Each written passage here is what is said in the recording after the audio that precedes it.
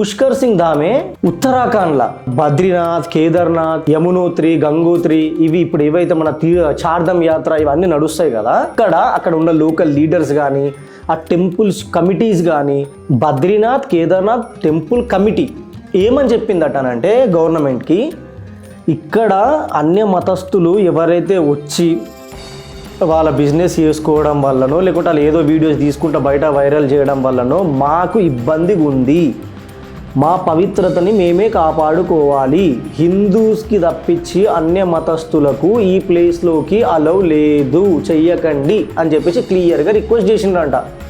అప్పుడు గవర్నమెంట్ కూడా ఏమి అని అంటే, టెంపుల్సే మమ్మల్ని అడుగుతున్నప్పుడు టెంపుల్స్ రక్షణ కోసం మేము అది కూడా చేయకపోతే ఎట్లా అని చెప్పేసి వాళ్ళు కూడా యాక్సెప్ట్ చేసేసిండ్రంట.